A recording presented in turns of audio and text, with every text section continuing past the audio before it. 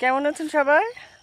আজকে আমি এলাম শশার জমিতে, যেই শশার জমিটা দেখিয়েছিলাম কিছুদিন আগে, ছোট ছোট গাছ, সেই শশার গাছে এখন শশা ধরেছে।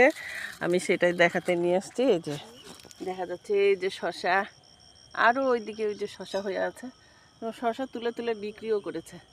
আমি তো ওর ভিতর ঢুকতে পারবো না, তো দেখাই আমি শশাগুলা। এই যে শশা, নিচে নিচে আরও আছে, ওই যে ওখানে ধরে ধরে আছে শশা। এই শশাগুলো খেতে ভালো। আরে শশা গাছে কি বীজ দেওয়া আছে? শশা গাছে কি বীজ দেওয়া আছে? আরে বাবারি,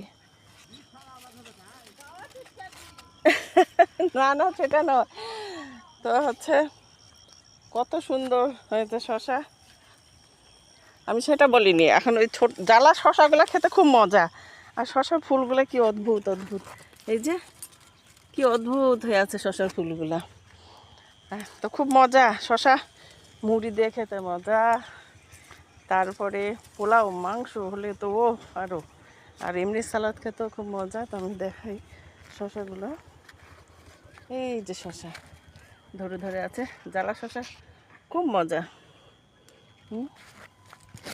ও যে শশা, বড় শশা দেখা যাচ্ছে। ও ফুলও কত শশা গাছে। কার কার ভালো লাগে শশা?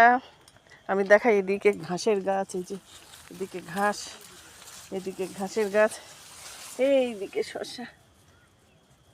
ওই যেখানে তোলা হয়নি শশাগুলো, তো তুললেই দেখা যাবে। ও যে আমি ভিতরে ঢুকতে পারবো না, দেখা যাচ্ছে শশাগুলো। ও খুব মজা, কত সুন্দর। পরিচর্যা করলে সব কিছুই ভালো হবে। আমি শশা গাছগুলো দেখাই।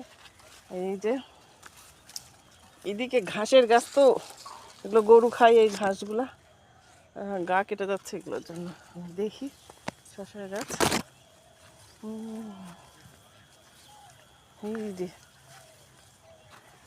ও যে শশা, কত শশা ধরে আছে এখানে। আরে তোকে একটু দেখি, একটু দেখা তুই,